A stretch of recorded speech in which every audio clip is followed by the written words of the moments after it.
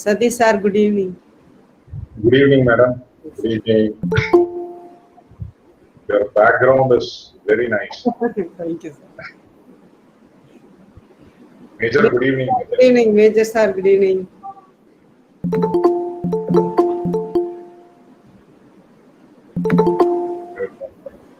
Mute பண்ணிருக்காங்க mute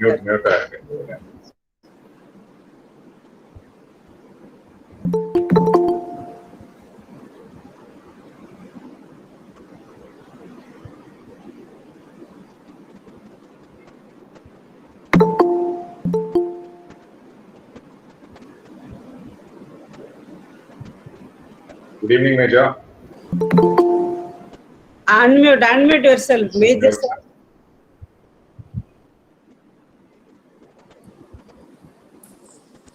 Good evening, Satish. Good evening, sir. Good evening, Madam Shivasakti. Good evening, sir. Good evening.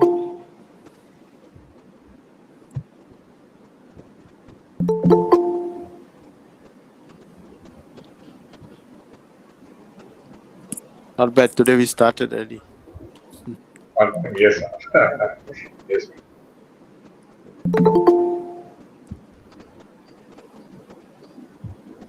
Neena ma'am did not join, sir. She will join. Should be coming. 2 minutes. I'll just join you all. Just Okay.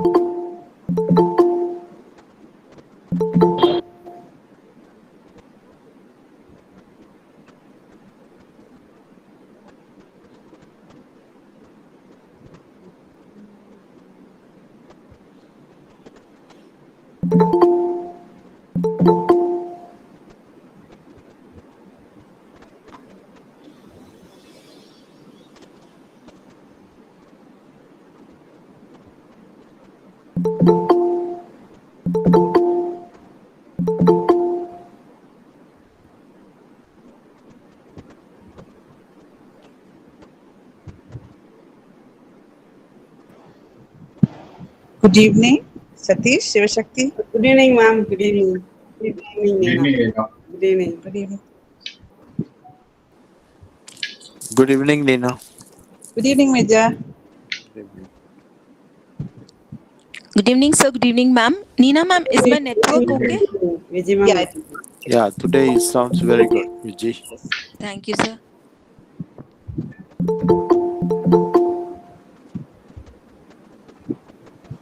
Shivashakti, nice to see you in an all blue.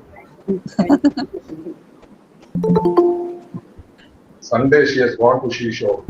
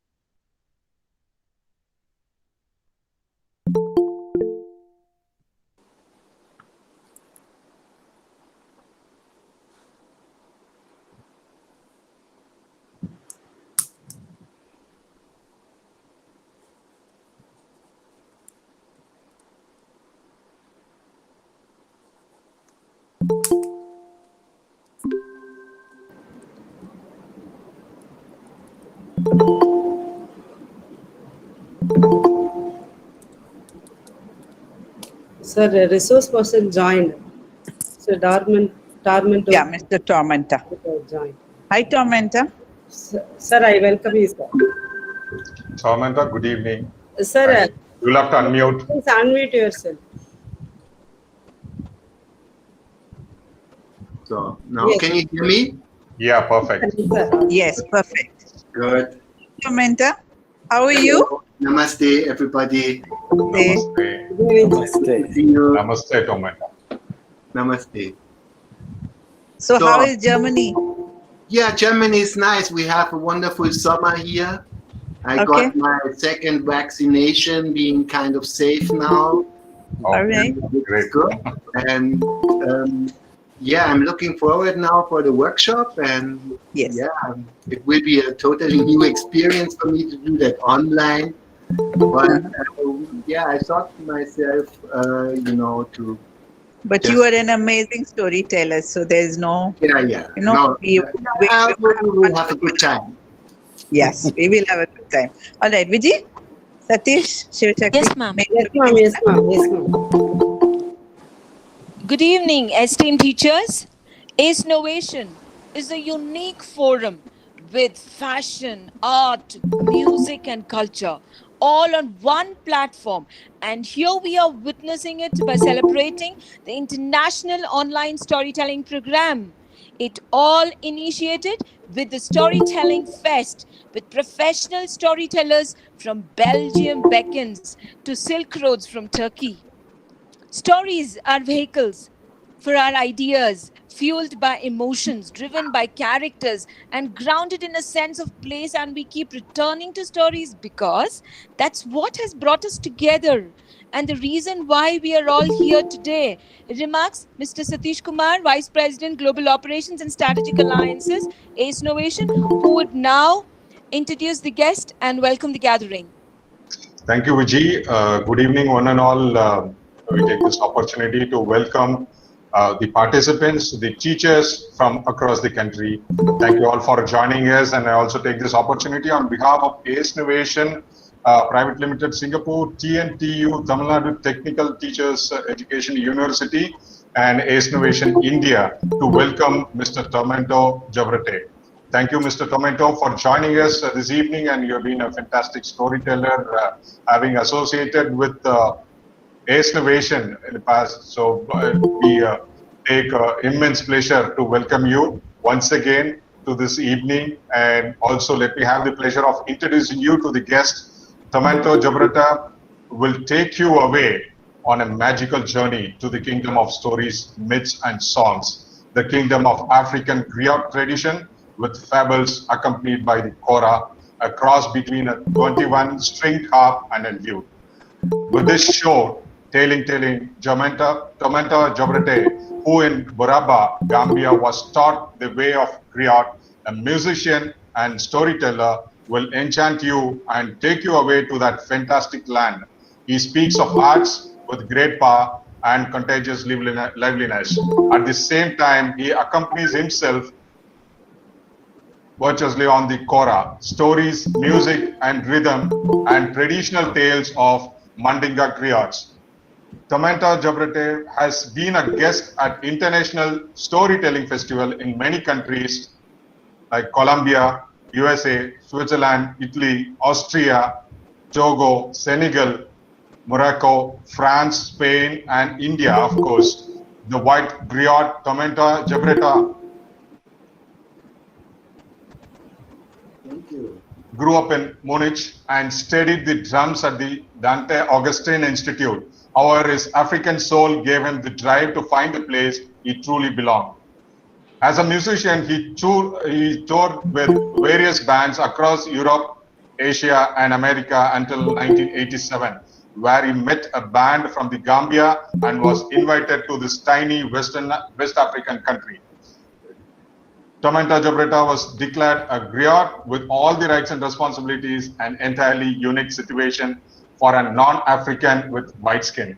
With his incredible honor and with the great experience of having found his kunda and having given it a way of expressing itself musically and vocally, Tomenta Jobreta began to transport his experience to Germany and the rest of Europe.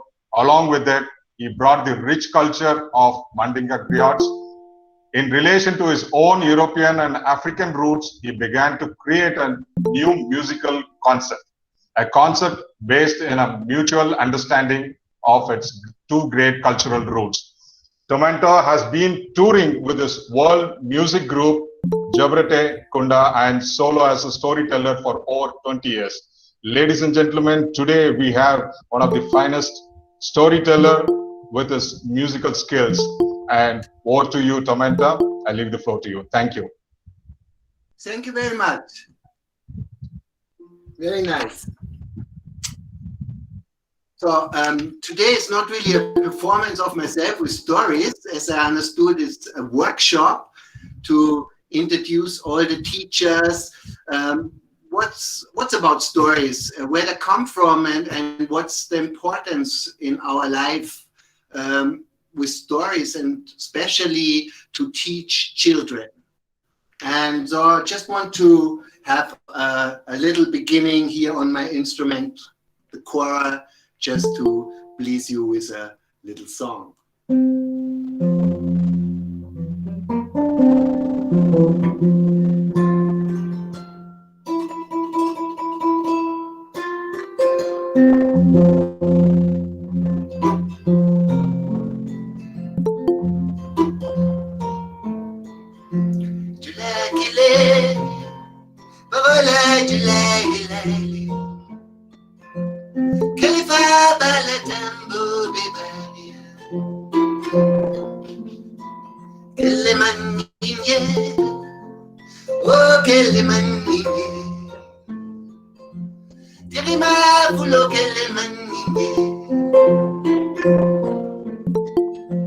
You know, when the jelly bar in Africa tells a story, telling this or telling that,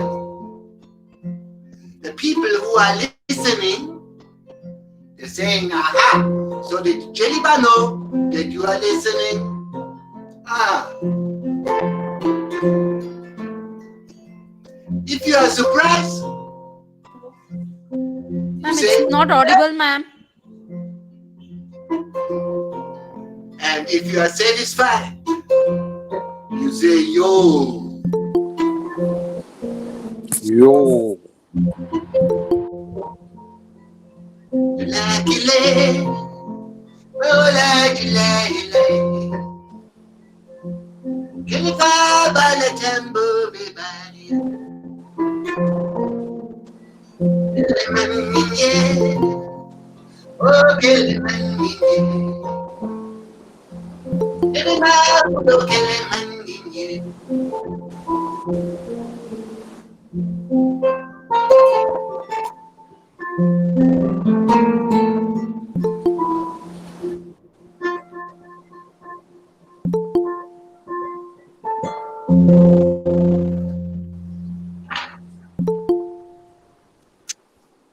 Just a little welcome to everybody. And so that's how we are sharing together. I thought about myself because the one who should actually do it can't for people. I don't know exactly what's happening. But anyway, I'm here today for you. And I thought about the program, what we can do together with a new experience for me, online and not really feeling directly your energy. But that's wonderful. I'm happy that I can just give something to the people in India, to the teachers, how I see storytelling and the meaning of storytelling and the importance of storytelling for children, especially children. I think it's so important to teach children with stories on morality, because this is how we learn, you know. First of all, I think what we have to understand in life in general, that we are energy. So we are pure energy. If you don't believe so, then just go to a dark room and let somebody come into the dark room standing beside you, and you won't see him, but you will feel his energy. So what that means to be energy, that means also that any thought we have in our mind, any thought, always will have an effect. So there is one universal law on the planet, whether you believe that or not, but this is cause and effect. And every thought we are having has an effect. And I think this principle of life, it's quite easy to understand for children, you know, because as we are growing up and getting older and older and have all the succession from all the people who we are and how they like to see us. So after we learn and learning and having our own experience, on the end, we are thinking we are just the mind, but we are not the mind, you know, we are in fact consciousness. I just got my little grandson in my hand, and so I see in his eyes, you know, and so this little boy, he don't know that he's Linus, that's his name, you know, he don't know nothing about the world. He is just pure energy, consciousness. I can see it in his eyes. And that's so beautiful, you know, to just see that what's our real being, it's consciousness. And so it's like such an important thing to understand that we are energy and that every thought we are doing has an effect, because the cause and effect, it never sleeps. It's 24 hours, it works. Whether you believe that or not, but I can tell you that's definitely true. And I think it's very important to make the children understand that, you know, the most energy you have, it's yourself, it's all in your mind. So like if you're saying things like, oh, I can't do that, oh no, I feel like this, so you are saying it already, you know, this is what it will be on the screen of life. It will reflect what you are saying. So it's like the thought feeds the subconsciousness, which is the kind of, let me say, the source of everything. It's like the garden. So it's like your thoughts are feeding your subconsciousness, and the subconsciousness brings it to life. You know, it's on the screen of life. You will see them, all the thoughts you're feeding your subconsciousness, and shows it then to the life. That means like in India, which has a lot of, I think, importance to the people, is like the sense of karma, you know? So like when you see karma, so karma is a scientific principle of cause and effect. You know, it's for everybody the same in the world, whether you are rich or poor, whether the circumstances of your life are, this is how it is. And this is how it works. So every day, let me say we have about 150 times or even more the decision of something to take it negative or positive. So we all born, you know, to experience duality. Without duality, we would not be able to learn. We would not be able to learn how the world is. If we don't know what is warm, we don't know what is cold. If we don't know what is up, we don't know what is down. But there's also a middle. And the middle is the decision, because in life it's you making the decision. No one else does any decision. No one else can harm you, as you are not allow him to harm you. Because every time you have 150 times a day, you have the decision, you know, the decision to take it positive or take it negative. Like for an example, you can say like, you're driving your car or you're driving your rickshaw, you're driving your motorcycle. And then from the right side, somebody is coming and it almost hits you because he was careless, he just was going through the red light. He just did not see nobody, totally careless, and he almost killed you. So what you would say then to this guy? I'm sure most of the people would not say, oh, my friend, have a good day, I bless you. You will not say that. You will be angry. You will say, what and you will be very angry. When you go home, you will tell this to your wife, and you will tell it then when you go out to your friends. And so you keep on the negative experience, the whole day, telling it to each one what was just happening and pump up the negative energy again. So we have the same situation. The guy comes from the right side. He almost hits you, but you break in time. So he passes you. So what you can say is, hey, I'm very good. My reaction is so fine. It saved me now from a heavy accident. So thanks God, that I have that good reaction. So that means at that moment, you take it positive. That will change everything, because that is what it is about, to make children understand that also children having the option and the decision to take things positive or negative.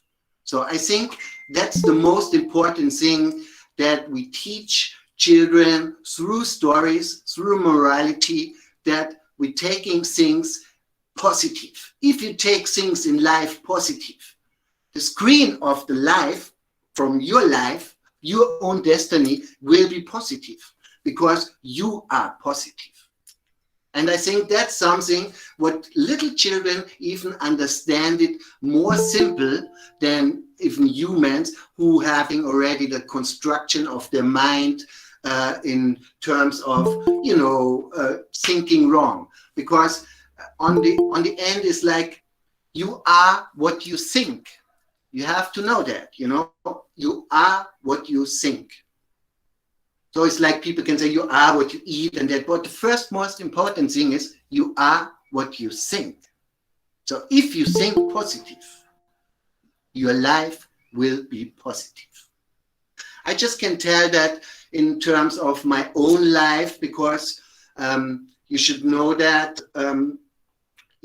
I was like being a successful musician and going from one performance to the next, and being always in a kind of a stress, So stress causes sickness, because it's the mind power. The mind power is like when we think negative, then we go into stress. Then life is not a game anymore. Life is then stress. And when you put it to stress, then you will have a heart attack, a stroke, a skin disease, or whatever, So I got, let me say 3 years ago now, a very unknown sickness, which is called focal dystonia. That is a brain distortion, which caused my music, my instrument, the kora. So when I took my kora, my finger was just rolling in, and he could not play anymore, So I went to the doctor, and I said, first let me say, it's even more than 1 year I was going from healer to healer, from doctor to doctor. Nobody could find anything on me.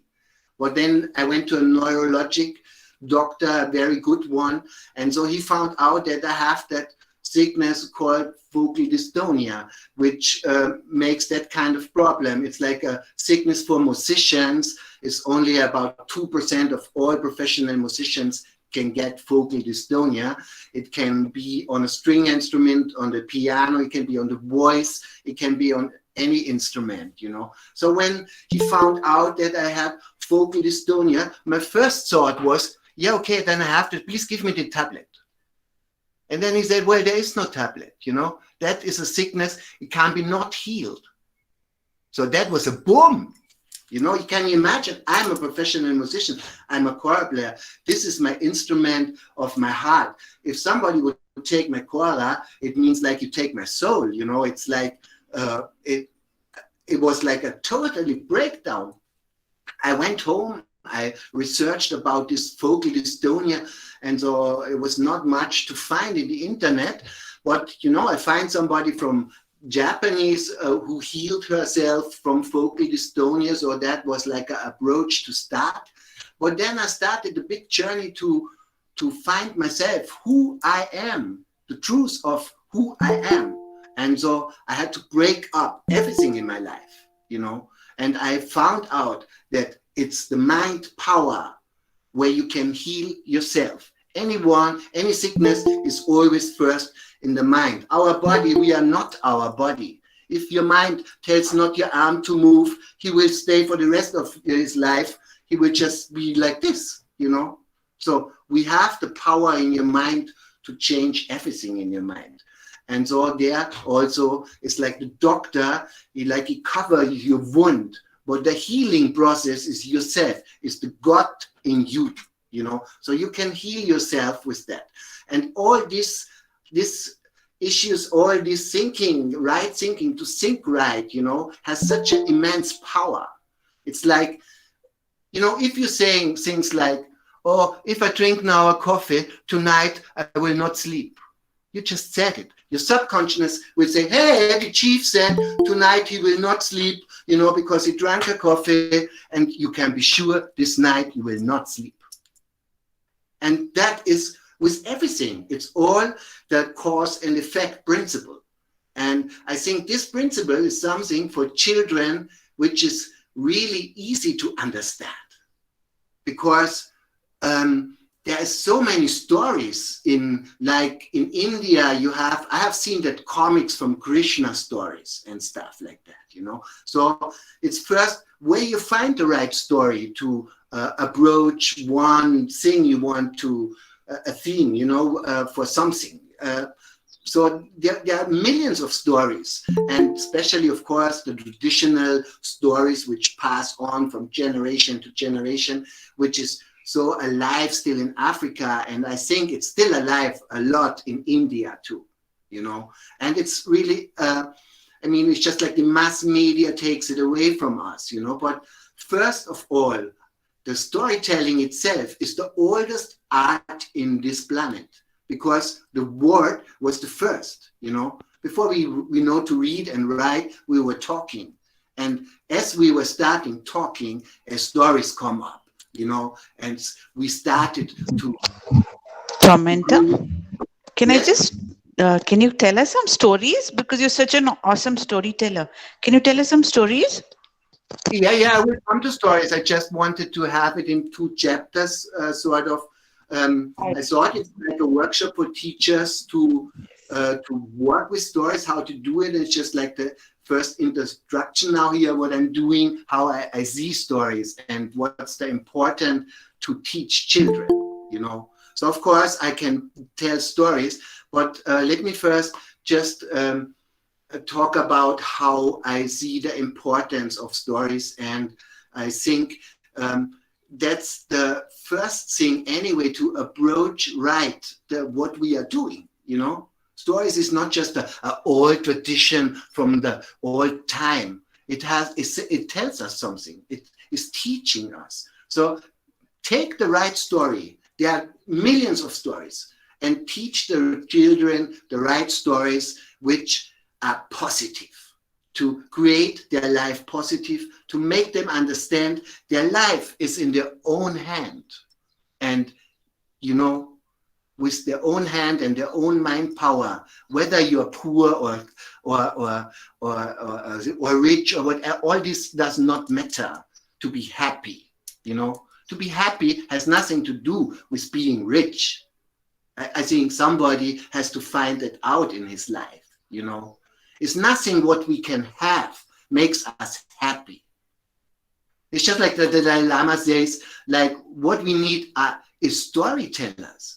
This is what we need, you know, storytellers who give us the positive energy of life. And, to create stories, it's like how you create stories.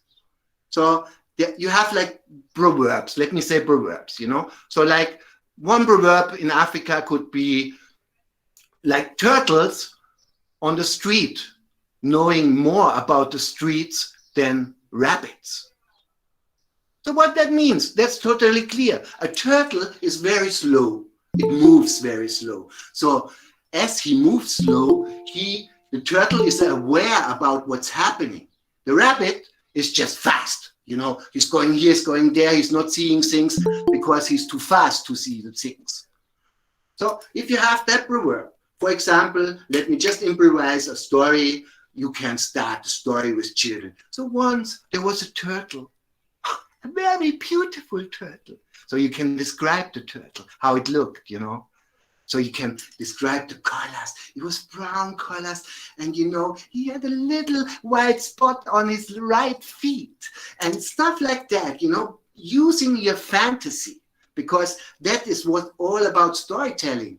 It's all in you, the fantasy, because our memorizing is anyway done in pictures. So all the pictures of the world and any picture you ever have seen in your life is in you. And you can always call it, so you can describe it. You can talk about the turtle, how beautiful it is. And so the turtle, he went out to the market. But he was very slowly going, very slowly. The turtle to go to the market, it was more than 1 hour. But finally, boom, the rabbit passed. The rabbit, it was somebody being so fast that he could not see even people. He could not even see himself. So you see, I'm just improvising. This is not the story. I'm just improvising the story. The word, that can be done with anything. Like you can say, until the lion learns how to ride, every story will glorify the hunter. So, hey, there's already the story. You can make a story out of that. So stories can be always turned in many, many different ways. It depending on your improvisation, it depending on your fantasy. Just open your mind and let's lead your subconsciousness, which is the source of everything, which has everything. The whole evolution of mankind is in you. And so that just can come out in stories. It's so beautiful. Like when you say, a little story. Let me tell a little story which can be transformed, like for children, even in many other stories. So if we take the story like, okay, let me just improvise one story. Okay, there was once a king. And the king, he got a beautiful apple.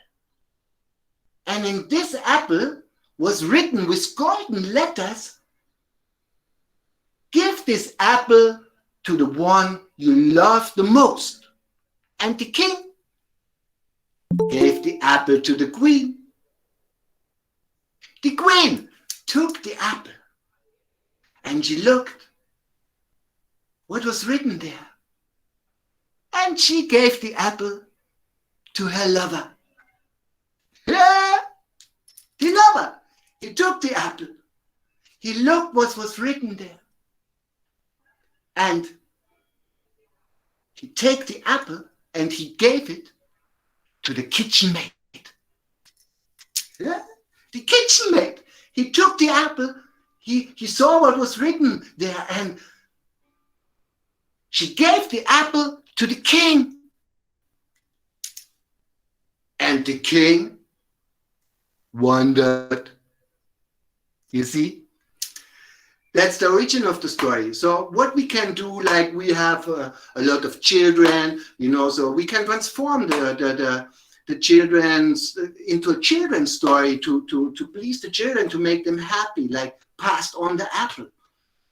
Like make it, for example, once there was an apple.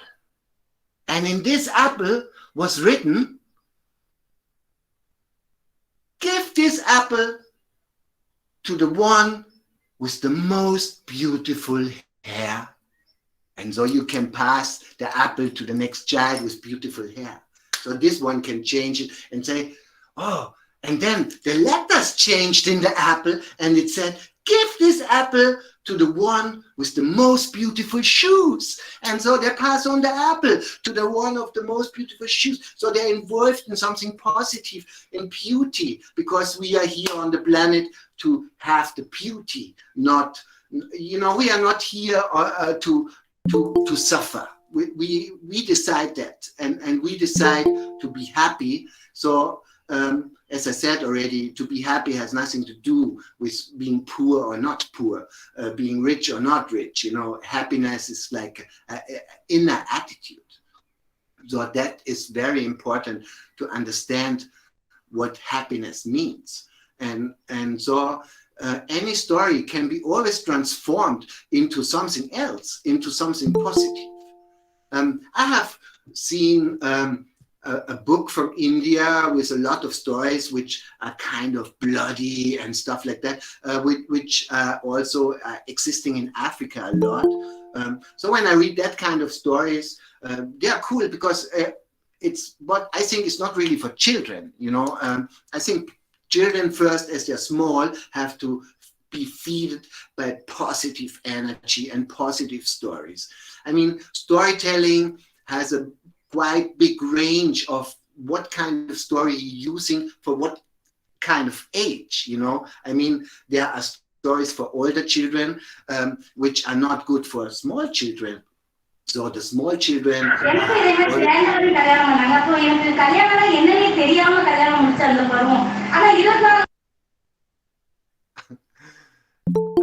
so I think that the fairy tale stories, with all the animals and all the creation, the creatures on the planet which children like, they can be used for stories.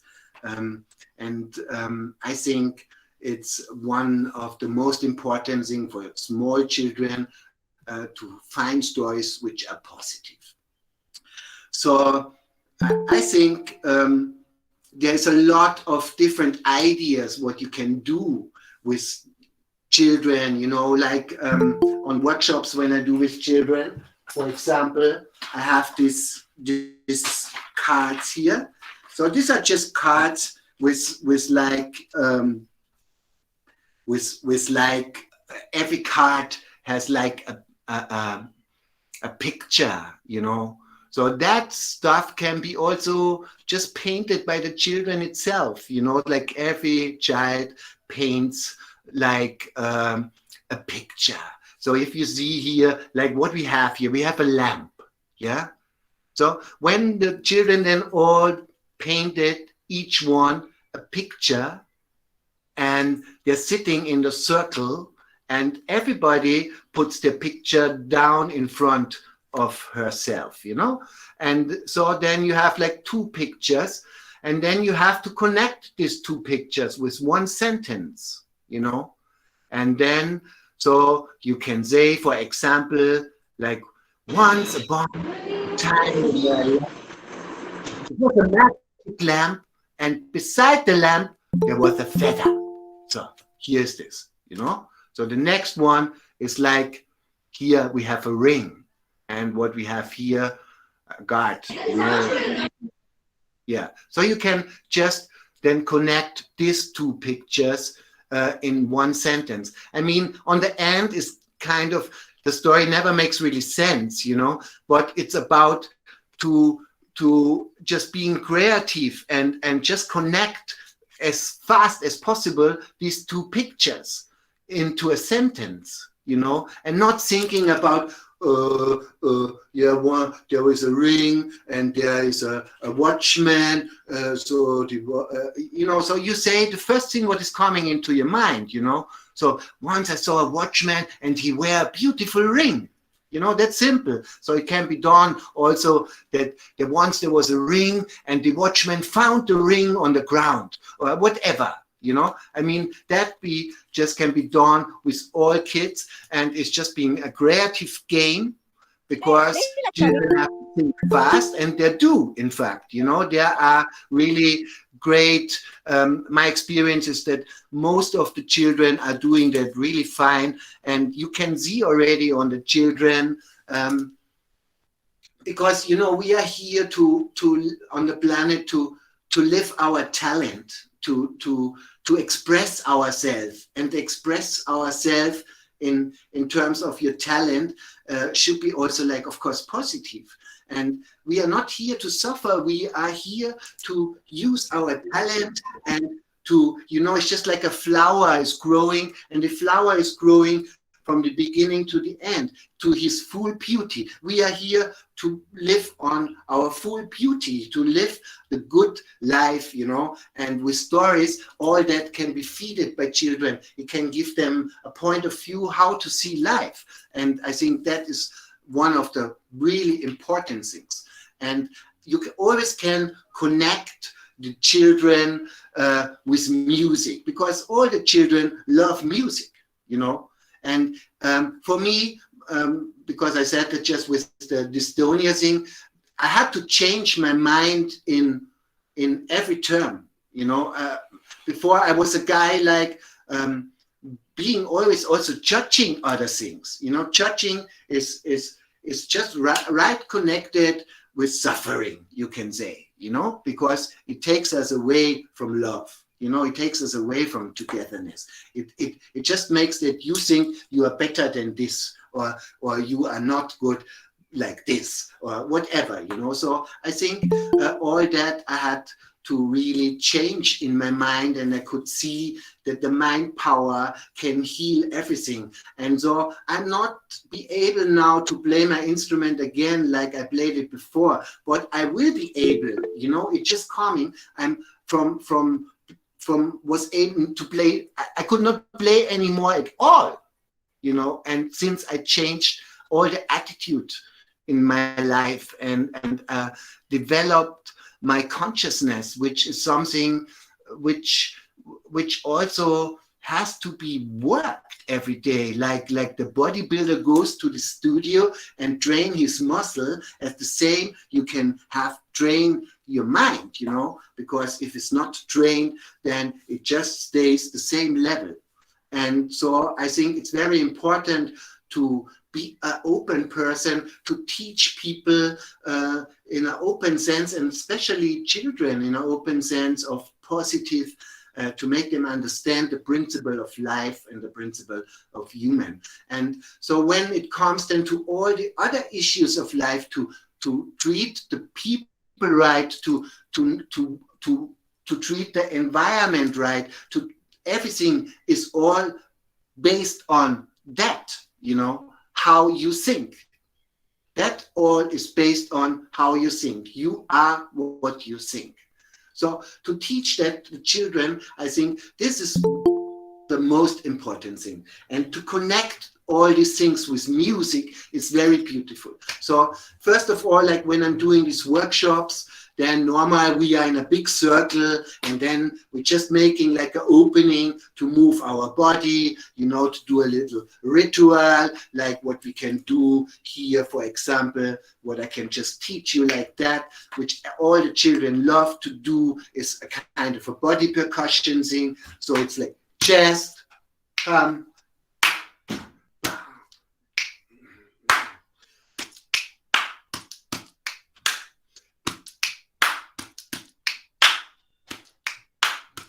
you have a hip hop group.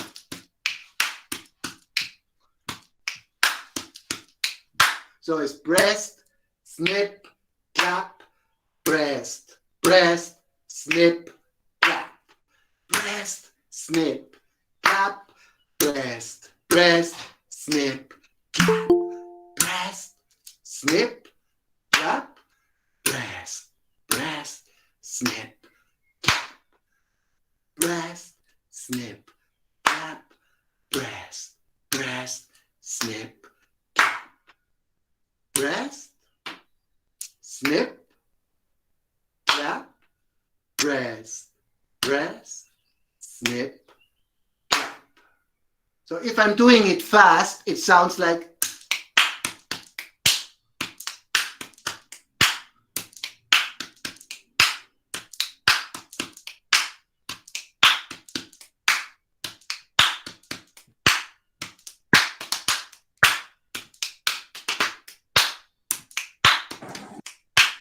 children loving this kind of things, So this is to have the children going, to connect it with music. And for this, you really don't have to be a musician to do that, everybody can do that, because it's also always a thing of, here again to judge things. Like, of course, there are professional musicians, like I'm a professional musician, but everyone who works with children don't have to be a professional musician, but still be able to do music with them, So you can always play music with the children. Each one can sing, whether it's on pitch or not, it does not matter. It's about the energy also, the energy of love and energy. And I think that is something what most of the people forget, that we are energy, So don't forget your energy, the energy you give to the children, and your energy, it's always the reflection of your life. This is how it is. And so these little tools you can do with children, like, telling a story, like, okay, because somebody requested, want to hear a story. So I'm just, that story is like, there were two little birds. So one bird, his name was Jabberjuti Red, and the other bird was named Jabberjuti Yellow. So Jabberjuti Red and Jabberjuti Yellow, they were the best friends. And they both together lived on a big baobab tree. I don't know if you know what is a baobab tree. So here you can explain the baobab tree. The baobab tree is a big, big tree. So like a whole school class can stand around the tree. And this tree looks like it planted him upside down with the roots in the air. And this tree, he can just keep about 6,000 liter water. And on this tree, the two little birds were living. So every evening, Jabberjuti Red and Jabberjuti Yellow were going to a farmer to eat there. Because the farmer, he loved these two little birds. And every evening, when the birds came to the doorstep of the farmer, they start to sing a song. Jabberjuti ganakamfa, Jabberjuti besonagola, Jabberjuti ganakamfa, Jabberjuti besonagola, Jabberjuti ganakamfa, Jabberjuti besonagola. When the farmer heard this melody, he came out of the door and he gave the two little birds the best rice. And the two little birds, they enjoyed the rice and they eat. And when they finished their dinner, then they sang the song again. Jabberjuti ganakamfa, Jabberjuti besonagola, Jabberjuti ganakamfa, Jabberjuti besonagola. One day, Jabberjuti Red was sitting on the top of the big baobab tree, waiting for his friend Jabberjuti Yellow. But Jabberjuti Yellow, nobody saw him today. So, and Jabberjuti Red, he did not see his friend, and he was already very hungry. And so he was flying alone to the farmer, and he just stood there at the doorstep and started the part of his melody. And he sing, Jabberjuti ganakamfa, Jabberjuti ganakamfa, Jabberjuti ganakamfa. But the farmer, he did not realize the melody. He was used to hear the whole melody. And so he went out, he just saw that little bird. He did not look close because he was used to see two birds, and he just kicked this little bird away. So, the little bird, he had to go back to the big baobab tree, and he was hungry the whole evening. And the next day, Jabberjuti Yellow was sitting on the big tree waiting for his friend Jabberjuti Red. But Jabberjuti Red, nobody saw him this day. And Jabberjuti Yellow was also very hungry at this day. And so he flew alone to the farmer, sit at the doorstep, and start to sing his melody. Jabberjuti besonagola, Jabberjuti besonagola, Jabberjuti besonagola. And also this time, the farmer, he did not recognize the little bird, and he just kicked him away. So he went back to the big baobab tree, and both of them were meeting each other again on the next day. And And then they told to each other what was happening. They were flying alone to the farmer to get their food. But, on the end, they understood that they have to be together, that the farmer recognized the melody. And so at that day, they would fly again to the farmer. And they were not angry to each other. They understood what was happening. They were sitting on the doorway, and then they started to sing the song. Jabajuti kanakamfa, jabajuti beso narola, jabajuti kanakamfa, jabajuti beso narola, jabajuti kanakamfa, jabajuti beso narola. Jai said, when the farmer heard the melody, his heart was pumping. He came out, he took the best rice to his two little friends. He served the best rice. The two little birds eat the rice, and when they finished their dinner, they sang the song. Jabajuti ganakamfa, jabajuti beso narola, jabajuti ganakamfa, jabajuti beso narola. So that's a little example on a story to share, how the importance of sharing. And so it's all these kind of fairy tales, what we have in Africa and also what you have in India, to share, and so there can be so many stories found for your own, how is your class and how are your children. And I think the most important is to have stories with a kind of a morality to teach the children, to really make them understand the importance of life. So now we're having only about 10 minutes left, and I don't know if it's possible that people can just question me something, or is that possible? Yes, it is. Audience, do you have any questions? Is there any question from 1,000 people listen to me?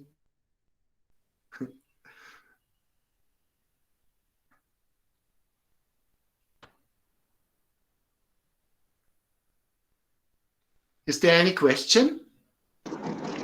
Sir, this is Sujata from Coimbatore, India, Tamil Nadu. Okay. Sir, I actually wanted to thank you because yesterday I had a big puzzle. All the stories were just said without moral. But now I really felt like moral is more important. I really feel happy for the session, sir. Thank you so much. Oh, you're welcome. I'm happy to. Thank you, sir.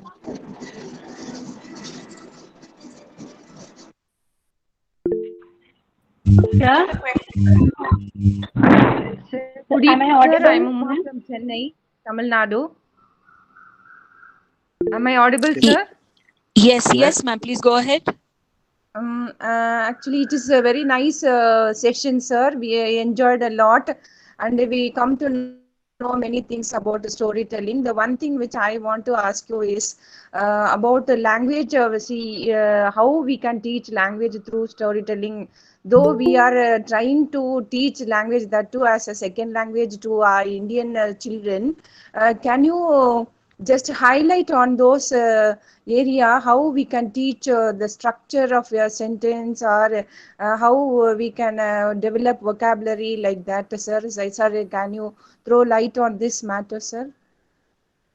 Yeah, language is of course always a kind of a problem, because some sentence and some languages are always hard to transform. Like they say a mother tongue. So like if you are speaking Hindi or Tamil, of course there are sentences which are kind of difficult to transform that into English, but somehow I would start in a very simple way, a very simple way of starting counting in the next language. Also with a game, like you can have, like if children sit in a circle and everyone has a little block or stone, and so you can make like boom, ba la la, 1, 2, 3, 4, boom, ba la la, boom, ba la la, killing,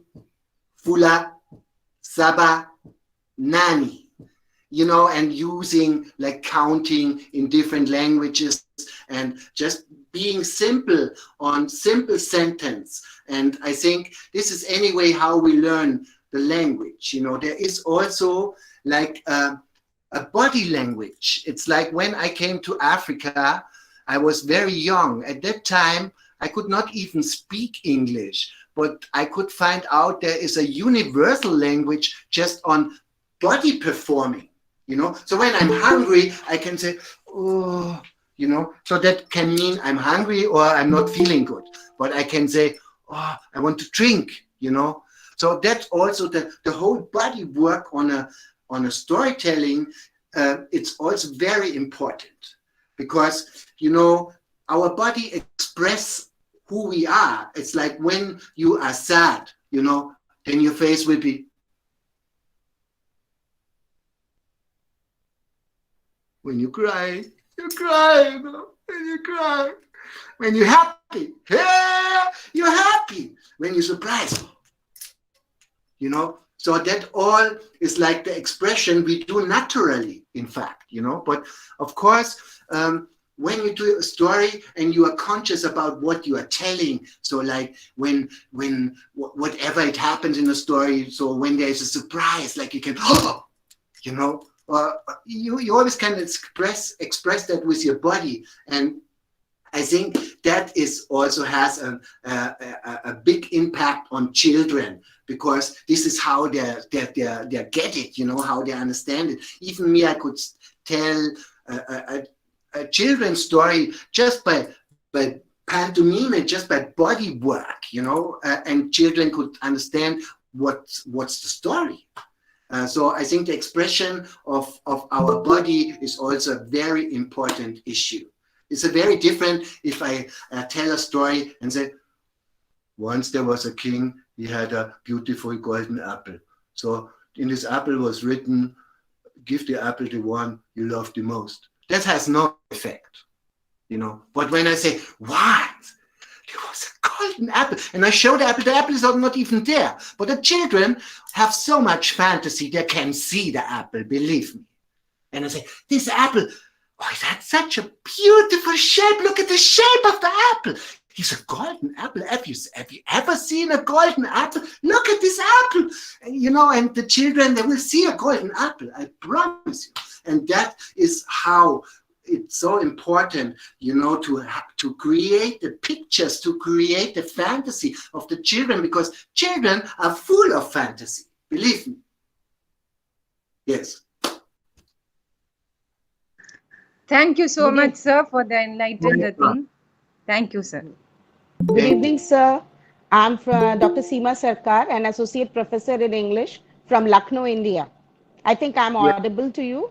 First of all, really mesmerizing session, sir, because musical body expressions and body language and music is the food of love, play on. So the instrument that you played and the activity that you did, that was really, really awesome. And I think that gives an effect, that gives a beautiful effect on the children as well as the elders. I was also transported when you did that activity to a movie that is a Bollywood movie. There was this kind of activity was there, and I love it. That is my favorite. So really, thank you so much for this mesmerizing, session, and we really learned a lot from you. The expressions and how to present it. I love to present stories, and now I'm learning from you a lot of things. Thank you, sir. Thank you so much. It's a pleasure. Thank you. Thank you so much for listening. Yeah. Good evening. Good evening, Mr. Tormenta. Yes. Am I audible? Yes, I hear you. Yeah. Good evening, Mr. Tormenta. It's such a wonderful gathering to see Ace Novation. I think the first time I'm seeing the numbers, almost 241 have logged in. And I may say you are a very lucky storyteller, because Ace Novation over the years, we've been trying our level best to bring international speakers. And the time you have been a storyteller at today's event, crossed 241 in this Sunday, busy Sunday, it's really an amazing thing. Okay, just to add to a point, I was just enjoying. Sorry for I came a bit late to the session, but I was just observing the sounds. Am I audible? Yes, yes, I Yeah. hear you. Thank Okay, you very so I much. was just observing the sounds. What you said was 100% true because as per Albert Mehrabian basically is a behavioral scientist. Many years back, he told, as you rightly mentioned, the you've been explaining through the body language, So body language carries almost 55% of your entire communication belongs to body language. Right. The usage of words is just merely 7%, and the Yes. remaining 38% belongs to your voice modulation, basically the sounds which you do. Yes. And today, as a brand storyteller, I happen to work with India's #1 voice specialist, PC Ramakrishna. As you rightly mentioned, he also tells, when we read about English language, in every word, the syllable, the way you pronounce it, and the importance of sound. And in certain communities, I belong to a very small ethnic community from Uti. Even in our community, in some religious function, we repeat this syllable called how, just to bring some sort of a positive vibration in the people. And I do not know why they've coined that word how. When thousands of people do the same thing, there is some sort of a positive environment, created in that. So in your research on sound, have you experienced, I just read your profile in Africa, you've done a lot of research on music and sounds. Have you seen, even for creating a positive mindset, the role of sound? Yes, I think you explained it already so nice. The importance of sound, the importance, as I said also, that we have to know that we are energy, and every sound we are creating is energy, So it's like I have a lot of tool stuff here. Like, so when I want to make a frog, this frog is just making that sound, but it has energy. So everybody see the frogs. You have heard this sound from frogs. If I do that, it's just there, So it comes alive at the moment you are doing it. And I think the importance of the language, the importance of the transport, the sound, and its energy.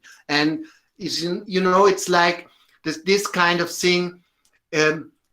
If you do it, then do it with a positive energy, and then anything what you do will have a positive reflection to yourself. And when it has a positive reflection to yourself, it has a positive reflection to the audience and to anyone who are listening. Thank you, Shiv. Thanks, Tormenta. What a compelling storyteller you are. Listener's gift, liveliness, voice modulation, energy, above all, consciousness. Thank you.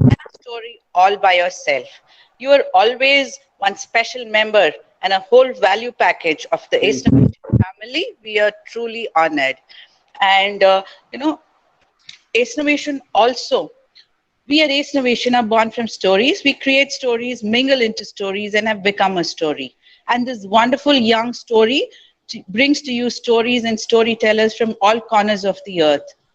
We have brought 256 webinars, and we have trained about 18,000 plus teachers on our workshops. Today's workshop sees about 2,000 teachers from all over the world who have joined us. Wow. Those who get stories, amazing. Teachers, you already rule the world. Ace Novation just helps you rule better. We bring to you storytelling courses, beginners, intermediate, advanced, certified courses from international storytellers. Do check our website and contact us. And while you do that, do register for the World Storytelling Championship, ages 3 upwards, and the Teacher Storytelling Championship. Come, be crowned, win exciting prizes. Dear teachers, we are the powerhouses of the world. Let's together power the change and make a difference. Thank you. Major? Hello, ma'am. Hello, ma'am. Yes. Ma'am, please forward the link of our storytelling. Please do just leave your contact at the chat box, and definitely. Okay. Major, can you Mom, when the here in the meet, even you can say that, Mom. Yeah. Yes. Tomato, Yes. that was awesome. I thank you so much for listening to me. I see all this coming in here, and I'm very pleased with all the beautiful comments you're writing. That you like it. That's really so wonderful. That is yeah, it's such a blessing to be able to do that and to inspire other people. We should all together do that. We have to inspire each other, you know, with positive energy, positive ideas, and positive energy. That's the most important thing. We are all one. Thank you, Tomato. It was Thank really you. positive. You know, you Thank gave you. us so much of positive energy, and you have actually directed the teachers here how to give positive and moral value stories, how to select and to part with the children. So this is Thank you. something we were missing all along in the previous workshop. Today we kind of sealed that gap. Thank you so much. We'd like to hear more Thank you from so much. you. We'll be calling you for Yes. more workshops. Thank you. Yes. Thank you. I Thank Namaste. will you, see you Commander sir. Thank you. Thank you. Monday. On behalf of Thank Tamil Nadu Teachers Education, Thank you, Mr. Tomata. thank you. Thank you. Thank you. Thank you. Thank you. Blessings to everyone. I'm going now and have a good day. Thank you, Bye bye. everybody. Bye bye. Bye bye. thank you. Let us speak of our storytelling renaissance in the world, the kitchen table, Theo's cabin. Listen to the stories and the myths connected to it that is no from across the world. Remarks Dr. Nina Gayatri, COO Ace Innovation, who would now introduce the guest. Good evening.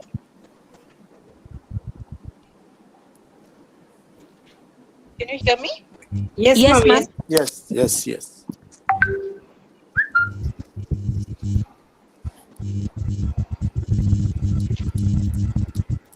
Ladies and gentlemen, today we have a man with the gift of the gab. And Nina, your earpiece is not clear. You gotta just okay now, no. No, ma'am. There's a lot of There's background disturbance. noise. I think there is a Voice disturbance. is breaking.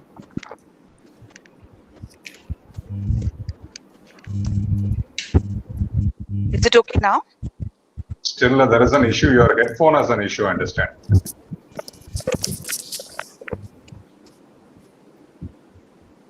Hello. Okay. Now it's okay. Yeah. Ladies and gentlemen, today we have a man with the gift of the gab and loads of intelligence, a people person. It's put him in the limelight and raised him head and shoulders above the crowd. With more than 10,000 hours of executive development under his belt, Prakash has inspired the transformation of over 2,500 individuals across 11 countries and still counting. Academic qualification, commerce, marketing, HR, and psychoneurobics. He is another NLP practitioner certified by ABNLP, an assessor certified by SHL and Thomas International. He is an associate certified coach with International Coaching Federation, holding dual certificates from Australia and America. A much sought after teacher, he is also an adjunct professor at the SP Jain School of Global Management and XLRI, which is India's #1 private B school. His career in business development in India started in India, and then the journey just continued in Dubai. With 7 years of hardcore business development experience under his belt, he was given the opportunity to rise into the management cadre, where he proved to be highly successful and effective in delivering the bottom line results. This led him to take on the overall functioning and performance of various profit centers. Realization hit, and that changed his course of life. He has this innate ability to help others develop towards excellence. This made him switch careers. He then forayed into human resources, donned a new hat as the general manager for HRD at Dulsco, a leading people and environment solution company with over 10,000 employees. It was during his tenure and initiative that the company ranked among the top 10 great places to work in the UAE for the first time. To bring focus and to magnify his span of influence, he founded EQ, training to engage, empower, and energize people. He primarily facilitates leadership, negotiation, and sales development programs for mid to senior level managers. Hold your breath, a peek into some of the companies that he's trained. BDO, Hilton Worldwide, Rotana, Emirates Flying Catering, Yokogawa, Ashok Leyland, L&T, Vedanta Group, A1 Tire Group, A1 Gurari Group, SSL Al Gunj, Mohammed bin Rashid Al Maktoum City, and the list goes on. He believes that learning, development, and growth is done best by taking the inside-out approach to master one's mind before gaining mastery over skills and other people. A practitioner of meditation for 20 years, now he has delivered self-help talks and facilitates seminars and conferences to audiences in Africa, Australia, Bahrain, Kuwait, Qatar, Saudi Arabia, Sri Lanka, USA, UK, Singapore, and India. Ladies and gentlemen, here today to speak to our minds while touching our hearts. He's here to engage, empower, and energize. A man with many varied stories to tell. Prakash Jugani, sir, minds are open. Thank you.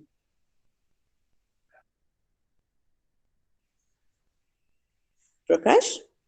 Thank you. Thank you. Thank you so much, Dr. Nina, for that very elaborate introduction. It's a huge bar I can see that you've raised for me now with all those wonderful words that you've shared. And I'm quite lost for words. But let me tell you, at least let me share the joy that I feel amongst teachers. I've always looked at teaching as the most noble profession, because it's the teaching profession that creates and gives birth to every other profession or professional. And so that's why I always look up to the profession of teachers. And when I think of teachers, my memory goes back to my school days. And this was somewhere down in the hill stations of the Nilgiris, St. George's Homes in Katy. And I'm talking about 25 years back when I was in high school, and I was with various other classmates and schoolmates of mine outside Breeden Hall, ready to go inside where we're going to have debate competitions. And that memory is so vivid. I remember going into that hall where we would have these debate competitions. I'll see houses competing against each other. My classmates would be there, some people who I know very close. And I'd always have this urge to go up on stage and speak like them so fearlessly, so smoothly, and to be able to make a difference to others. Because whenever people would just listen to them, there were so many beautiful ideas they would get, and they were so inspired. Standard 7, I'd watch in admiration, but I dare not step on stage. Standard 8, I do the same. Standard 9, I'll do the same. 10th, 11th, 12th standard, I would not dare go on stage, but I would just look and I would love to be there. Just didn't muster the courage up. I then went to another state in Mysore where I did my college. First year BCom. I said, enough is enough. I'm going to stay like this forever if I don't change. So there was this announcement of the first debate competition in college. And there I was with my script in my hand.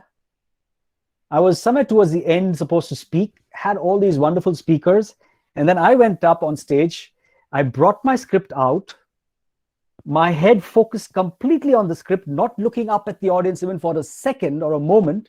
I just vomited the script out that was in front of me, nothing else. That was a new beginning of something that I would never imagine, because I took that first step of courage and no more stage fear. I would have the jitters always, those butterflies in my stomach, but that fear that I had of going went away. And then I started picking on any and every opportunity I got to go on stage. So much so that I remember that Regional Engineering College had a debate competition where they had a topic And the only way we could participate from any college was when you had two speakers, one for the topic, one against the topic. I was ready to speak for the topic, but nobody else in the college to speak against the topic. So I went and coaxed a friend of mine to come and speak against the topic. And he said, well, I've never spoken before and I don't think I can do it. So I had to inspire him and motivate him to do it. So while he was ready to do it, he says, but I don't have a speech. I had to write his speech. And he said, listen, I don't think I can speak against. Let me speak for. So I said, fair enough. Speak for. I went against. But I got the speech written and we went and delivered the speech. To cut a long story short, my third year in BCom, I was representing my university in Delhi for a national level debate competition of universities. I didn't win the prize there, but I thought it was a massive shift from where I was to where I went. That was not enough. I went into the workplace. I was in sales. I got into operations and quality, and I went around. I was managing businesses, but then I moved into HR because I always had this beautiful love for sharing ideas with people, inspiring and motivating others, and for teaching. And so 10 years ago, I bid farewell to my corporate life and I started learning and development, and I took up teaching as a full-time job for me. All of this would have never happened if I had not taken that one step forward when I was in my first year in college. And so that's my story. And I'd like to ask you a simple question. You heard the introduction that Dr. Nina gave you. Statistics, numbers, places I worked in, universities. And you heard the story about me. Which one was more engaging? And nothing against Dr. Nina. She was just reading out and sharing my own bio data. Which one was compelling? Which one was engaging? Which one was inspiring? The first or the second? The one you said, the story told by you. All right. Now there's something more to it. There's something more to it. It's the second one that you can connect far better with me. And there are certain values that would have come out. What are the values that you probably would have been able to pick out just from that story that I shared? What values would you actually pick out from that? Let me hear that. Okay. Braveness. I'm trying to just see what self-confidence. Overcome hesitation. Okay, overcoming stage fear. So what were the values that actually came up? Choose your own path, overcome stage fear, confidence. Okay, great, thank you. So there are quite a few that would come out. And so that's the power of a story when you connect with. And when I look at teachers, I always feel that teachers have so much that they could share with the children. If I was a student who came into a school for the first time, I would be nervous. And I would hope that I stand there and the teacher starts off with a story about how she felt when she was first time in a class or in a new school. If I hear that from her, imagine the way I would connect with that particular teacher and how well I would actually be focused in that particular session of mine with them. Let me share a few things that I have in the screen before you.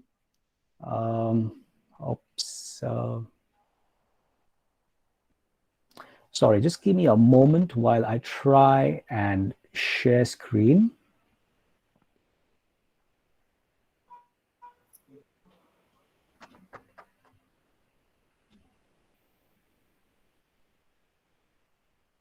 Okay.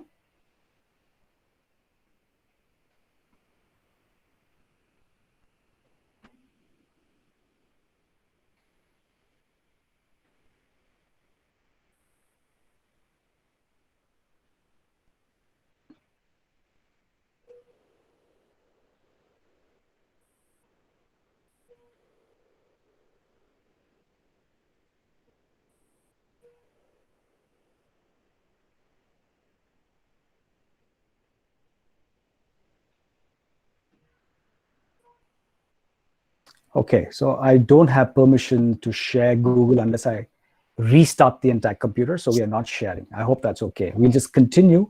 I had something lovely to show, but it's okay. We can always come back another day and see them, or I can share them with you later on. Now, stories have been told and heard from time immemorial. Let me share a quote with you. Hard work beats talent when talent doesn't work hard. We're just trying to show that talent is not necessarily an only component that helps you to succeed. Talent is just not good enough. Now, how would I be able to share that in a form of a story so people understand that talent alone does not help me? Any suggestions? Talent alone will not let you succeed. And here's a story that we've all been telling a lot of times. And that story is so powerful. It's a story of the hare and the tortoise. So here's this hare that has all the talent to go fast and to complete the race before the tortoise. The tortoise doesn't have that sort of a talent or that skill. But what it has is it has patience, it has perseverance, it has focus. And it was those three things that was lacking in talent, which is why talent could not reach the goal before. And so if I can bring a story out, I'm able to surely but certainly give them a picture of how important other aspects are besides talent. Now, why is it important for me to bring a story? Because let me tell you one thing. We have a lot of belief systems in us. They may be right, they may be wrong. But let's look at the ones which I want to change as a teacher. Students come with a strong belief system. Where do those belief systems come from? They came from certain stories that they heard. So I heard a story about somebody who had talent and he was able to make it. And so I believe that talent is everything. If I have to change a story, I can't change the story with facts. I've got to use another story to be able to change those belief systems that are deeply embedded into you. And that's the beauty about stories in terms of how it's able to reach deep inside. What else? Let's look at some statistics. I want to promote pedestrian safety, for example, and I want to tell the children to be safe when they're walking on the streets. And here's how I'm going to share. Guys, do you know that in 2018, 5,821 people died because of the lack of safety as pedestrians? They were jaywalking, or they were not following the signals or the rules. They were not doing a proper crossing on the zebra crosses, and so many deaths. And in 2019, it was more by 15%. 6,721 died.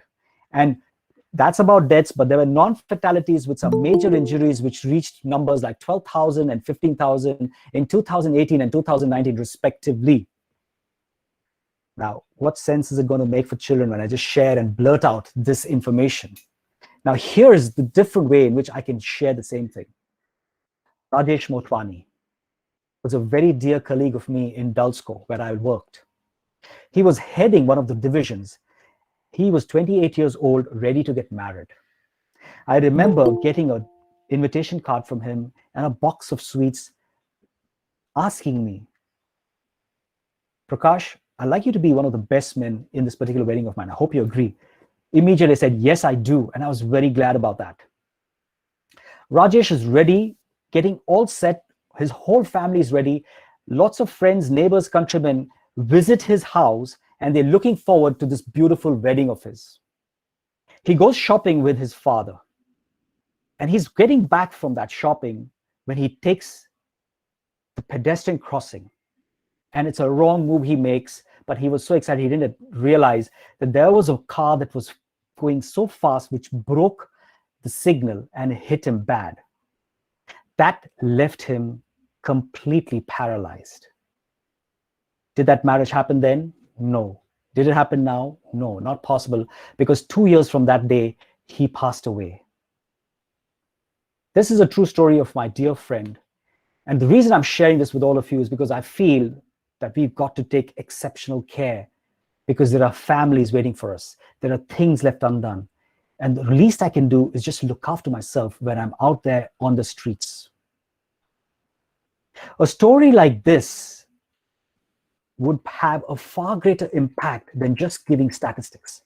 And so what is storytelling really, or what are stories?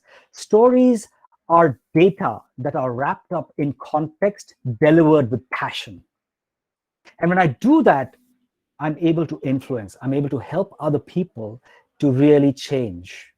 But if I would just give facts and figures and data and numbers, and if I was able to just give certain theoretical aspects to people, the impact is not going to be anywhere close to what I would expect it to do. One more beautiful benefit about stories that will actually help us is when I say stories, you've got these, good chemicals or those hormones that are created in the brain. So when I say stories, dopamine, oxytocin, and endorphins are created in the brain. What do they really do? And very important for a teacher. When there's dopamine, it helps your memory, it helps you motivate yourself, and it generates focus. And so that's what happens when I'm actually telling a story.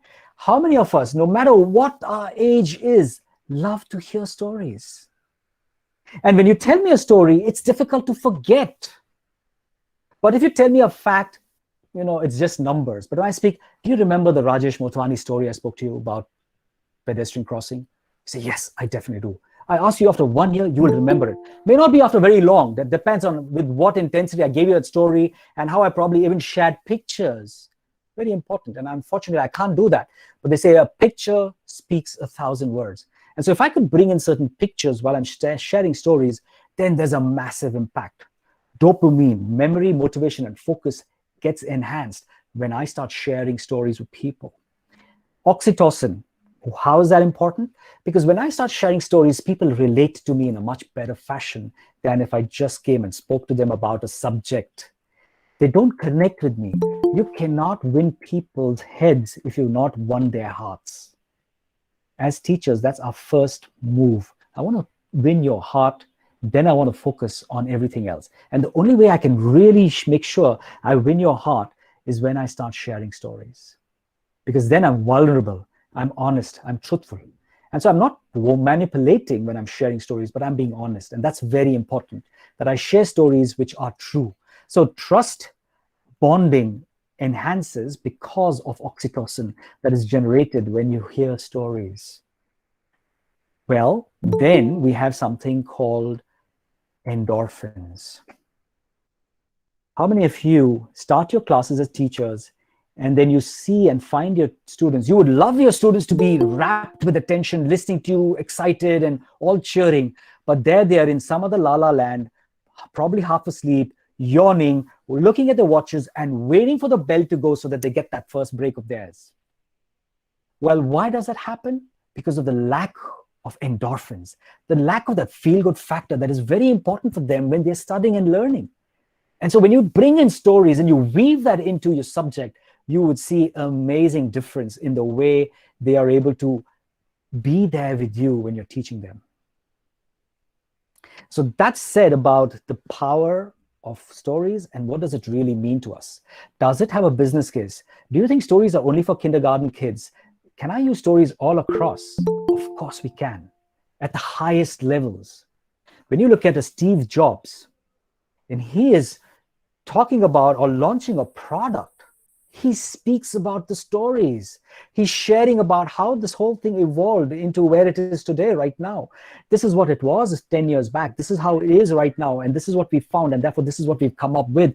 What he's doing is he's having a storyline and he recites in such a way that you don't even know he's telling a story, but he's so skilled with it. He's just conversing with you and you're so rapt and you say, wow, I need to have my hands on that next thing. In fact, sometimes your story can just be a single line. You know, when he was trying to launch the iPod, before that we had the MP3 players. And so if you want to think about, he said, okay, how do I give them the iPod and make them feel that they all want to actually own an iPod? Should I talk about the megabytes in terms of the memory? Should I talk about the way we have manufactured it and the kind of processors that are in there and how fast it is? Should I speak to them about the speed in terms of megabytes and megahertz? Nothing. He said, let's weave the entire story in a single statement. And all he said was, 1,000 songs in your pocket. That's it. In the moment people hear 1,000 songs in your pocket, oh, wow, they've never heard of that before. They've always had 100, 125, 130 in them MP3s. And it used to be an MP3 player, which is quite a large one, which never fit into their pockets. And so here's something that's so sleek and that's so practical for all of us. That's so beautiful. Wow, I can't wait to be there to get it for myself. And so there is a very strong business case for stories. And so let us hear what are the types of stories that we can actually use. The first is a personal story that you heard me speak about when I just started off. You can use the same for a school story. You can use the same for a subject story.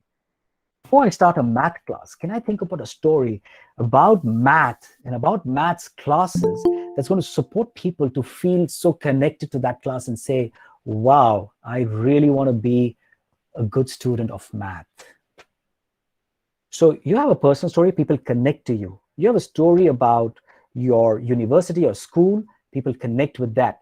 And you have a story about your subject, people connect with that. And so that's what we call personal stories. We have success stories, right? The common story that we speak about is success stories. And so we'll speak more about that as we go. I'm going to talk to you about the details of each of these and how you can create these stories. And when do you have to create these stories? What are the occasions when you need to use these stories? Then you have an influence story, and then you have a clarity story. And we're going to talk about each of these stories so that you become a great storyteller as well. And so you have some very strong tools to take back with you by the end of the session. So is that something that'll help all of you? Knowing the types of stories and learning about how you can be a storyteller, so that helps you as well and supports you. Right? Okay. Let's take the first one up. It's called the connecting story. The connecting story. And it's great for you to also think about this. So think about a story that you will weave when you want to connect with people, when you want to connect with your students. What is a story that you will share with them that will make you connect with them and they can see some of the values and qualities that you have? All right, so the first thing you want to think about is, what are the qualities or what are the words that you would want them to remember about you in that class of yours? Do you want to show them that, hey, I'm a teacher who's very approachable. I'm a teacher who's respectful. I'm a teacher who values punctuality. I'm a teacher who values sincerity. What are some of the things that you would want them to know you for? And when you realize that, make those three words, three things.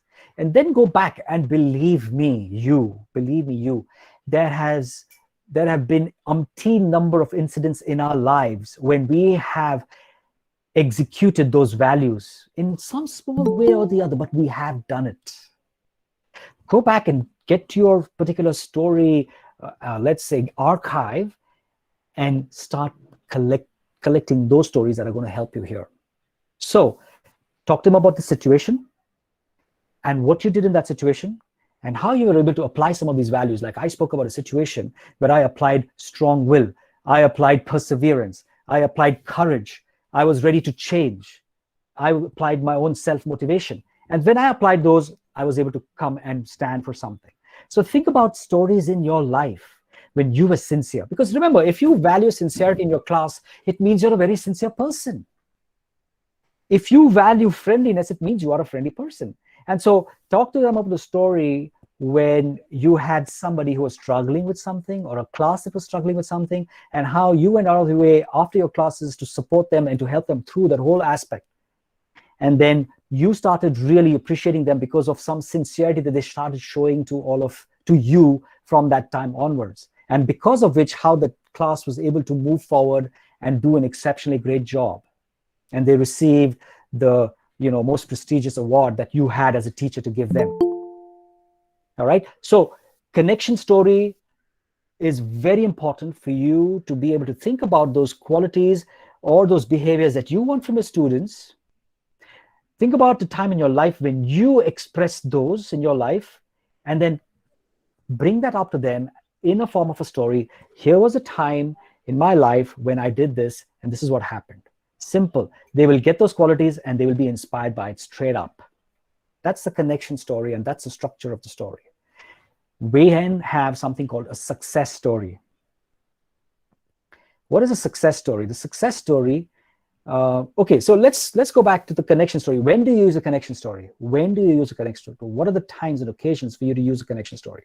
So as the word goes, when you want to connect with people, when you want to build trust with people, when you want your values to be able to stand out so that people can also emulate them and be inspired by them, when you want to make people comfortable, because its connection is trust. Trust is communication. And you cannot move forward with engaging people without connecting with them. Remember, as teachers, you're trying to help people change. You're a change agent. You're a leader for them. You are a person who inspires awe. I mean, for me, whenever I look at my teachers, they were my role models. Your first role models probably are your parents, but then very soon they are replaced by your teachers. Largely, if not replaced, definitely they complement. And then they become role models. So if you're a role model, what are the values that you want to communicate? Those values are communicated through the stories you tell them. And that's what they take with them, and they continue and move forward. Then we have a success story. Success stories are important. And first, let me show you the structure of a success story. So you have somebody who is the hero. The hero has a problem. So it's a protagonist, hero, heroine, whoever. You have the protagonist, and then there's a problem that the protagonist faces in front of them. And then they meet a guide, or they are enlightened with something. Something happens that becomes a turning point for them. And then there's an action plan that they have. Okay, so I had a problem, and suddenly there's this enlightenment. And so this is how I'm going to then prepare myself so that I avoid failure and I'm able to succeed. And then finally, I follow that plan. And then, hey, the success is all mine. That's a success story. And you're weaving this. I'll just repeat those statements again. So you have a protagonist. Definitely, there must be a protagonist. There must be a person who looks as a hero or heroine. It could even be an animal, but there is a protagonist over there. There's a protagonist. There must be a problem. And there must be some turning point there and some sort of an action plan to avoid failure, and therefore there is success. Now, when would you share a success story with students, or when do you think is a good time? And let me hear from you, and I'll tell you certain times when those success stories are very, very useful. Let me hear from you first. When do we use a success story like the one I just described?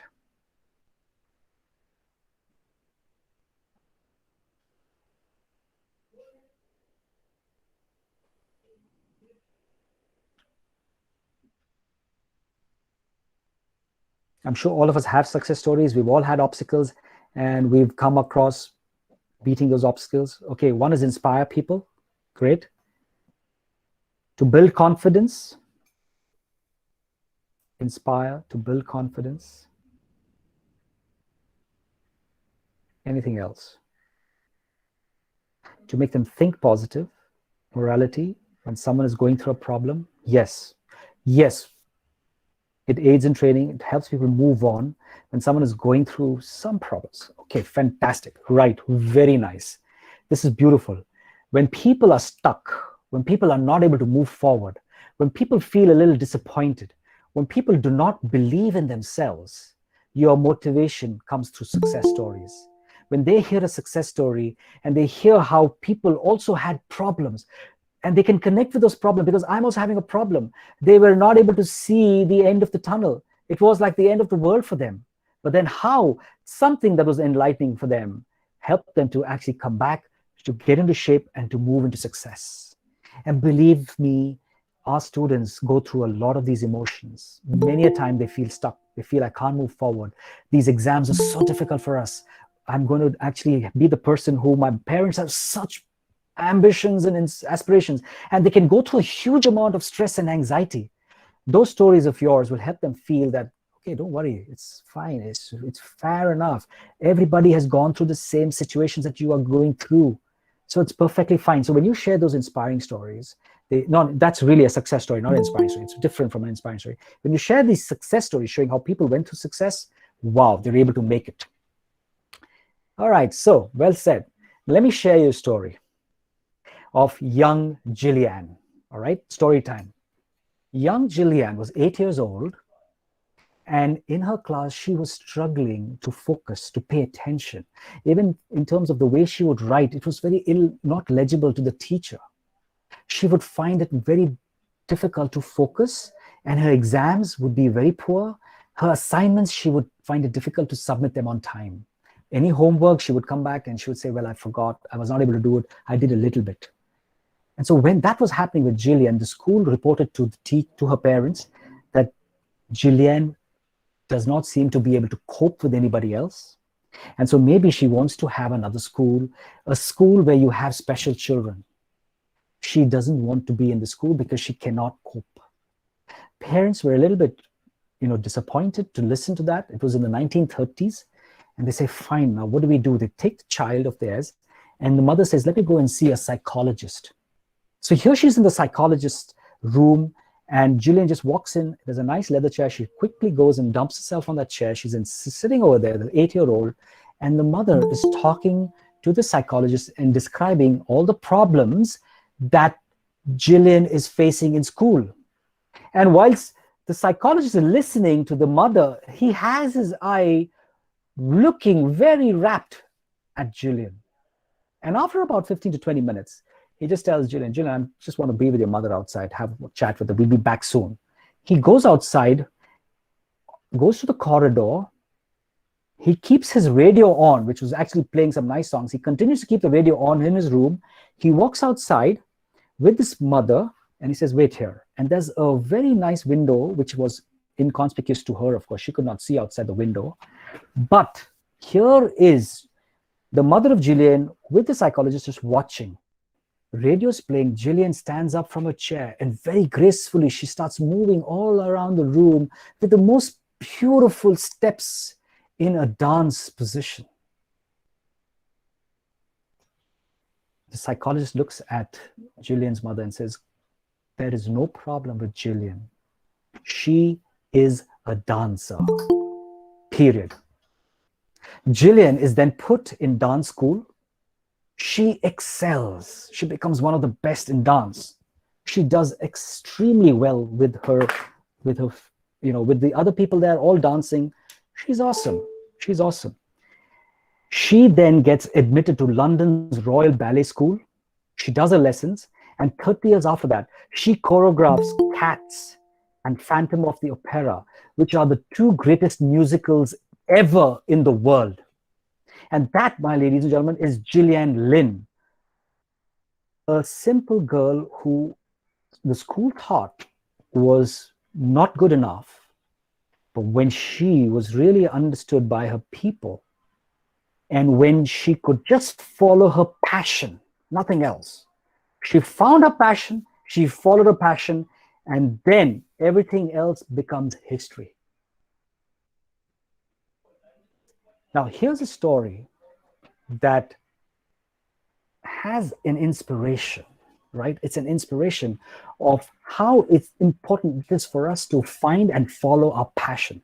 And once we do that, there are amazing things that we can actually achieve. But also a lot of other stories come out of this, a lot of other morals that can come out of it. One, I would think, very important for us is that we don't just compare one soul with the other soul, because somebody is good at studies, somebody may not be good at studies, doesn't mean that one is better than the other. And so it's so important for us to start understanding ourselves in a much bigger frame of mind. And so that's a very beautiful story that brings that out also. But the simple story, if I want people to follow their passion, this story seals the deal for me. I don't have to tell them anything else. And so that's a very nice way. So you make a point when you're talking about an inspirational story, you kind of speak of the story, you make a point, and then continue on that point for some time. Sometimes you have an anti-story. Times when people actually have stories which are negative and wrong about something, and you want to change that story. So that's called the anti-story. So you have a story, but something that's against the story is an anti-story. So let's talk about an anti-story here. I'll talk to you about my own self, all right? I'm a vegetarian, okay? A pure vegetarian. I eat vegetarian food. That's my diet. And I'm in UAE, in Dubai, right? And so I'm surrounded with people who love to eat meat all the time. And so many times people look at me and go, you will not eat meat? I say, no, I will not eat meat. Well, I don't think you're doing good for yourself. I don't think you're going to have a very good and healthy diet with your vegetarian food. I mean, there was my health and safety general manager who would sit with me by lunchtime and he'll say, you don't eat meat? You know what? You're an insult to the environment. You're not doing good to your environment. So you got to do good to your environment. You got to eat meat. And so a lot of these people would tell me that story. And so for them, the story was in their head. So now if I have to share a story in a way that supports what I'm doing, but also helps them see the benefits of eating vegetarian. How do I do that? How can I bring a story? So here's the story that I share with people whenever they come back and say, listen, health and safety officer, a great friend of mine, Ayub, he would tell me, Prakash, you not eating meat is an insult to the environment. You should eat environment. Not good for your health. You should do all these things. And one day, Mr. Ayub had arranged for a health and safety week for the whole company. And so there were these people, doctors, who had come to our organization, and they were doing a health check of everybody. All of us are going through the health check. And Ayub was standing, watching everybody coming and doing it. So everybody was doing it. And so it was my turn, and I was coming, and I was getting my health done, check done. And he looks at the doctor, and he says this, Doctor, if there's anything wrong with this guy, it means that your equipment is spoiled. Because this person will be the most healthiest person because I've seen his diet every day. Now, I share that story, and then I speak about the fact that how vegetarian food, in terms of the structure of our whole organism, our mouth or our stomachs, is built for me to be a vegetarian eater. And how it also helps me in terms of my mind, because that's where the energy is produced from. And so it's very important for me to see where I eat my food from.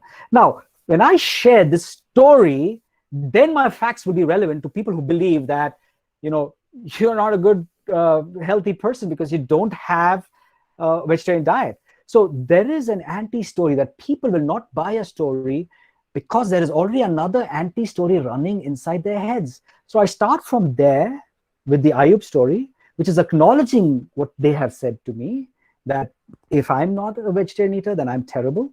And so I start from the anti-story.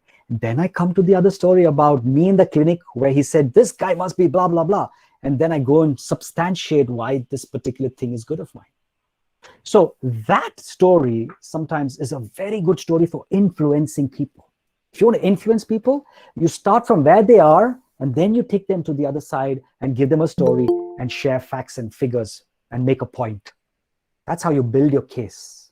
That's the influence story. Now, what do we do with one more type of story, which is called a clarity story? I want to bring clarity to people. People always want to know why, you see? And so that's why clarity story is important. So we are in a pandemic, right? We are in a pandemic. We are in a place where things have really changed. And so when things are changing also, I just can't go tomorrow and say to my students, guys, our pattern of exams have changed. This is the new pattern of exams. Please go through this, and this is how you'll be now evaluated. No, that's not how you create a story. Guys, a few years ago, we would usually be together here in a class, and this is the format and how we had our exams. We've all been hit by the pandemic, which has forced us all to start doing things from home. And so we've started thinking about better ways in which we could still go ahead and learn from you guys in terms of what you've actually understood. And so we've remodeled our exams this way. By doing so, now substantiate that. By doing so, now you're talking about future. So you start from the past. In the past, this is what we had. Then this happened, pandemic happened, and therefore we brought in a change. So this is the change now. So hereafter, we are going to use this software to take care of our examinations. And in the future, because this is a huge investment and because we see great benefits of it, this is going to continue for us, and it's going to really make examinations so much more easier for all of us. So I hope you buy into this particular system. And more than anything else, I only hope that you continue to stay as honest as you did before when you had these exams face to face. We are doing this to facilitate all of you because of what has actually happened. Period. So you weave in a beautiful story of clarity. This is called a clarity story. So 4 steps. In the past, first step. Second step, something happened. So now, these are the actions we are taking, and the future. What are you going to do in the future, and how this is going to support you in the future? Simple. When I'm a general manager in an organization and I want to talk to my CEO and I want him to start changing some things, if I just go and tell him that, we feel that this change is required and here is the change I would like to propose, he will not buy it. But if I weave in the story of the past, what happened, why we need the change right now, the incident that took place, and therefore what am I proposing, and therefore how is it going to help me in the future? Brilliant story. That's clarity now. They can see all the aspects and they can come to a conclusion at a much better pace rather than then they will ask us questions. But how did we do it before? What happened that you're thinking of the change? Your story will give it all to them. They will have no much questions to ask you. Okay, so that's really the type of stories. Now, quickly, I'm going to just ask you a few questions. What is a story you'll tell to your students if you want them to listen better? Class, I want you to listen to me. Please keep quiet. Listen to what I'm saying. All right, so that's one way. Two is a story about listening. Nelson Mandela, one of the best leaders in the world, he was asked a question, tell us the secrets of your leadership. And he said, well, there are no secrets. It's just one simple thing. I am a good listener. That's the only reason I'm a great leader. And I learned that from my father, who was a chieftain, and he would go into meetings. He would never be the first to speak. He would always wait, listen to everybody, then he would be the last to speak. I picked that skill from my dad, and I'm using that today, and that's why I am the best leader in my country today. And the world looks at me as a great leader. It's because of my listening skill. A simple story, wow, you've got what you need. Sometimes you have the story, but you also must emulate the story, right? Now, I'm saying that you need to be a great listener, but when you speak, I don't listen to you.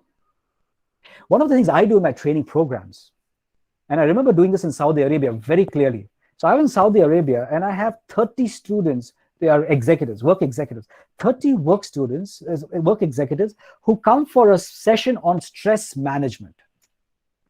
It's about 3 to 3.5 hours. And some of them were there already, some of them were not there. So as soon as I got in early, I started asking people's names.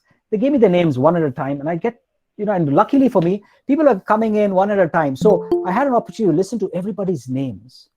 And I was a keen listener. I listened to the name, and I'll try to connect it with something, and I'll try to have some sort of a story quickly prepared so I remember the guy's name or the lady's name.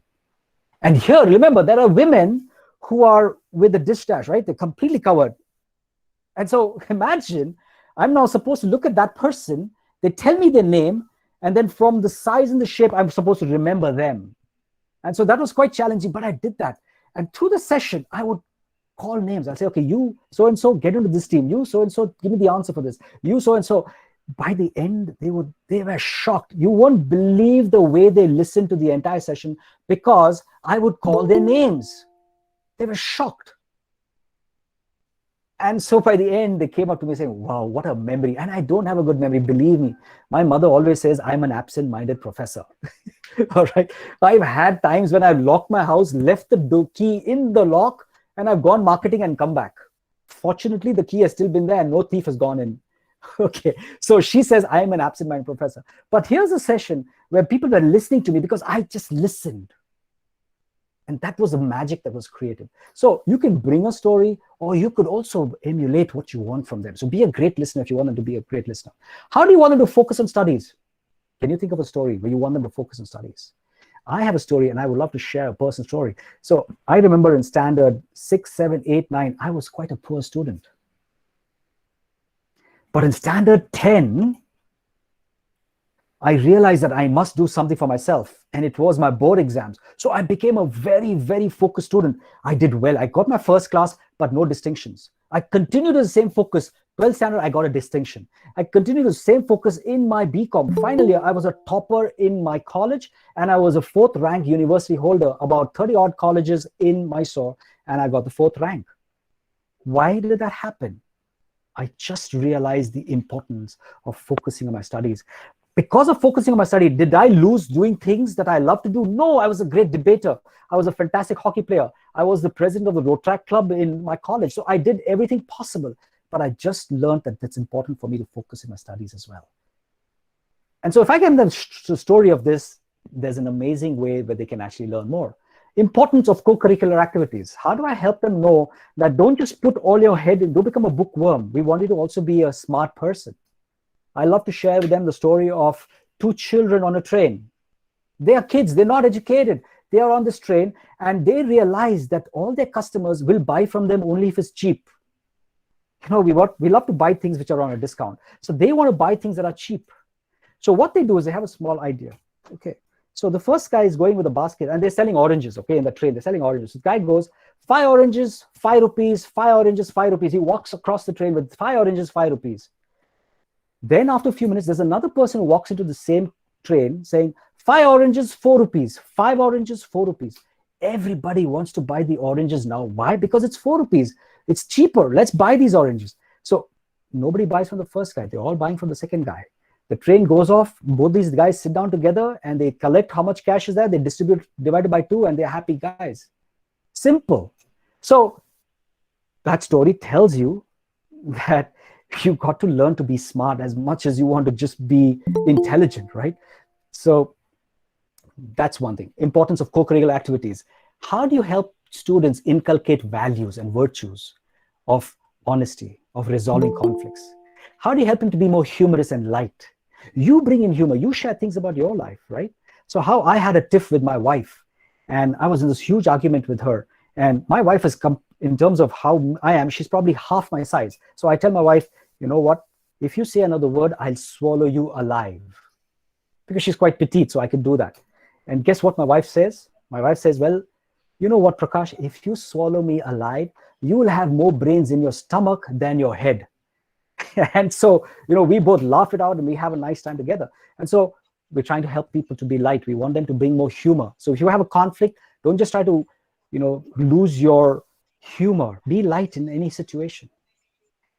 How do you relate concepts of your subject? Math, geography, history, physics, biology. You know, what's the best thing about Harvard Business School, and how do they really, what is their model of teaching? Case studies. They bring cases to the class. They make people read those cases. They don't even bring them to class. They send those cases to these students. They prepare, they learn, they study those cases. They come into the class and they debrief it. They thrash it out. What are the ways in which we can actually do this particular, resolve these issues in this particular company, in this case, in this leadership issue? So they bring cases and they use all their math, their geography, their physics, whatever ideas they had, they use it to solve those problems.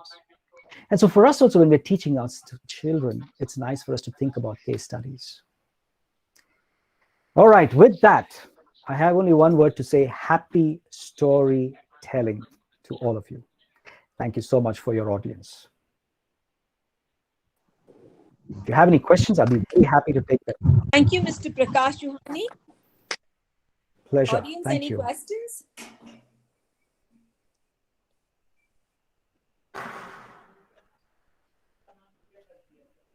If there are any questions, we'll be happy to take questions. Yes, they're also mesmerized by your talk. We hope that you become very effective storytellers with your students and at home.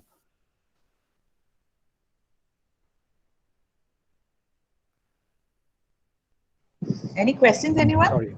Sir, how to, cook up stories instantly? You just didn't tell us about that. Okay, great. Thank you so much. That's a very interesting idea. Be a great collector of stories. So have a book where you keep writing those stories and keep sharing them whenever you get an opportunity. So keep sharing it, and I tell you, our brain is beautiful and it's brilliant, all right? The only thing is it's not able to access it at the right time. So if you have some log where you keep writing these stories and you have themes, and this is what I learned from my own storytelling courses that I go for, have, a place where you write stories, and tag them with themes. So if I have to talk a story about conflict resolution, here are 2 stories. If I have to talk about happiness, here are 2 stories. If I have to talk about a motivating story, this is my story. If I have to talk about follow your passion, then I talk about Jillian. So these are the stories you have to have with you. Keep it with you and keep bringing it to the surface of your mind. You should be good.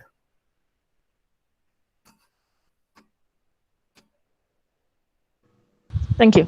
Yeah, good evening, Prakash. Good evening. Yeah, I think you're, I don't know whether you're able to recollect my name. My name is Shivkumar Bellan. Yes, of course. Very familiar. Yeah, we have spoken, earlier, when Nina ma'am told that today we have a nice speaker for 7 o'clock session. So I was very curious about the session, It's very nice to see you and sharing about stories, and you're doing a great job in Dubai. So nice to know about the thing. Just to add a little bit, and I have a question also at the end. You very nicely touched about emotions. Being from the healthcare industry, Yeah. I'm into the business of emotions. I do emotional intelligence training programs for the high-end profiles. Like doctors. Recently did for the IPS officers, and now we are doing for the district judges. How emotions play an important role, and since the audience is having teachers as teachers. You touched about the important hormones about dopamine, how dopamine can motivate, and how even you give a reward, by even telling like a story, you can motivate by helping. A story can help the in a student to release dopamine, because of the positive time. I'll make a one line or sort of a thing. One important hormone, like, where you mentioned is endorphin, basically endorphins, as you so know, it is like a natural painkiller. So Yes. during the session, no, generally we take a 15-minute, you take a 1-minute break sort of a thing. You can even tell a 1-minute story where where the endorphin, you can, in fact, through stories, you can help them to release endorphins.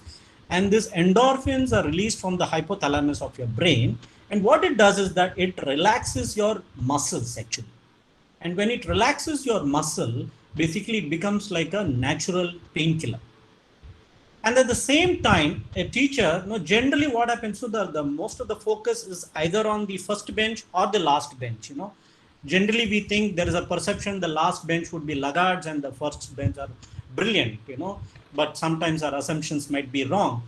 But in this case, the focus is not there on the students, who are in the sitting in somewhere in the middle, like, uh, because in a class more than 50 students, they lose focus.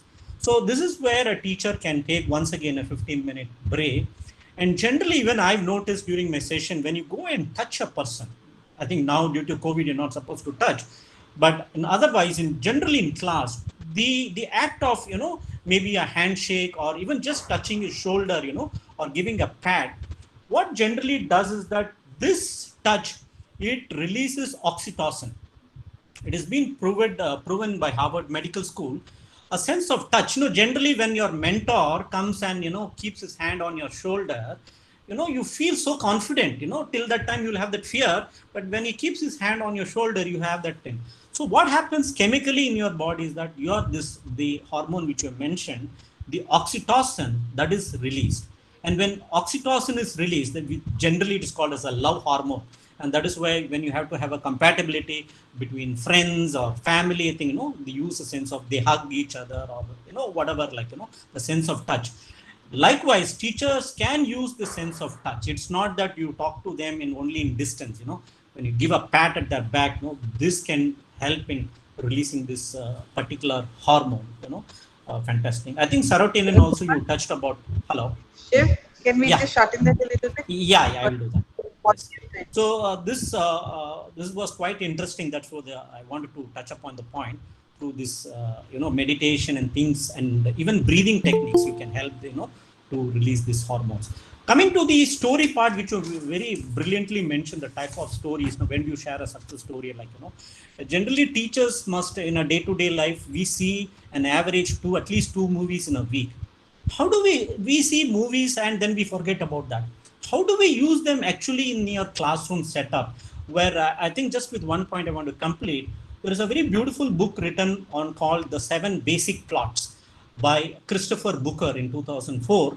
And this book talks about the 7 basic plots of storytelling, like rags to riches story, which you mentioned, the quest, the voyage and return, comedy. Comedy generally, many people, because of the shyness, they don't share being comical in the class, but comedy can play a very vital important in sharing that knowledge. And finally, even tragedy, sometimes telling a tragic story, to motivate people, how they overcame the tragic thing. So my question is that what should be a class teacher is having, say, 1 hour session? What should be the blend of stories we should be using in a classroom of one hour? Well, there's no rule of thumb at all. There's no rule of thumb at all. I believe that your story should be relevant. It should be based on what you see in the environment. So if you see that people are really feeling a little bit sloppy, you need to bring that break in and you need to give them that story which helps them to really come up. If you see that is connected to your subject, then please, you might want to bring 2, 3, 4 stories, because every point you're talking about, if it has a story, people understand it better and they have better retention. So it really depends on this teacher, the students, and what's really happening over there. Okay. My question was, no, after a humorous story, can they share a tragic story? You know, will it what do you call, nullify the other story which they earlier shared? Is there No, any I don't. contradicting rules? You know. No, I think it's all about what is it that they want to achieve through a story. What are you trying to bring out at that point in time? So your tragic story is definitely useful if you want to help people to feel more humbled about what's happening around them, about what's happening with you. You want to feel and show yourself as more vulnerable. You use the story. So I'm not really thought about the timing in terms of a humorous story, after that a tragic story, and it nullifies. But I think it's nice to at least have something that makes them feel lighter after a tragic story. So if you give them a tragic story, you give them a point, then there's something which should be really something that uplifts them and makes them feel a little bit more easy. Okay. Thank you. Thanks. Thank you, Mr. Prakash. The skill with which you led the audience through your lecture was amazing and impressive to listen to. And thank you for making this presentation a great one. Your presence and experience has given more meaning to it. We have Dr. Neena Gayatri to say a few words. Thanks, Vijay. Prakash, it was an exciting hour where we were all educated, entertained, and uplifted all at once, which is no small thing. Thank you for accepting this offer at such a short notice. Thank you so very much. And ever grateful. Thanks, Prakash. Pleasure's all been mine.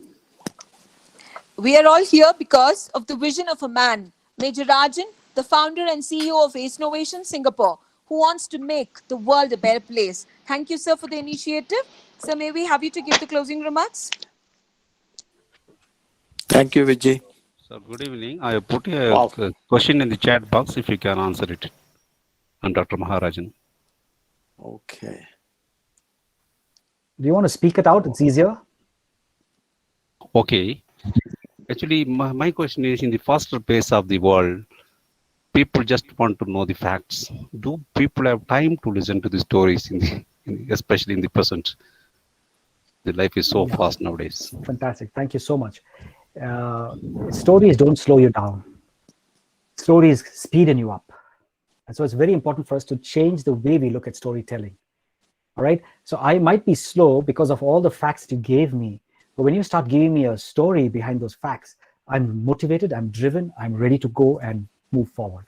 So it's important we change our perceptions about stories. It has helped us. It will continue to help us. There will never be a time when we didn't have stories, we are not having stories, or we'll never have stories. It's important for us. We just have to learn how to use it properly. That's all. Thank you. Thank you. Thank you, Mr. Prakash. It was awesome.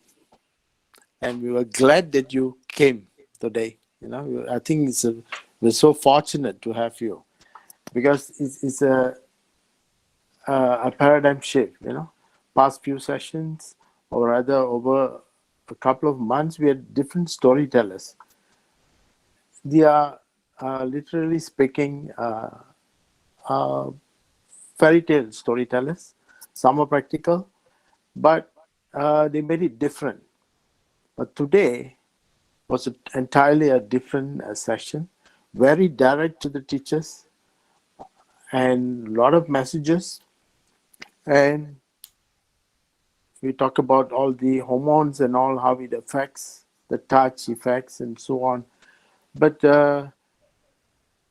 you actually touched on something very unique. You know, it was like a case study throughout.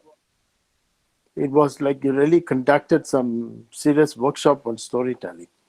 All your stories were very practical, and you actually summed up our workshop for the teachers.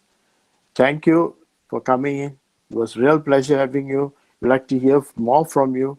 We'll catch up. Thank you. Mr. Thank you Prakash. very much. Thank you. Thank you, Prakash. Thank you so very much.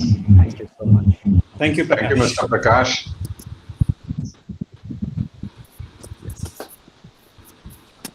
Thank you, Mr. Sivakumar. A lot of questions. Thank you, sir. I think it was a great session. Yes. Thank you, all teachers. A lot of Thank you, sir. questions. Very exciting. Thank you. Thank you, Shiva Shakti madam. Prakash, thank you. Thank you. Bye, Shiva. Thank Thank you. you, Thank you, Madam sir. Shiva Thank Shetty. you, Prakash. And Thank thank you. you, teachers. Thank you for coming in. Please do join Innovation. Join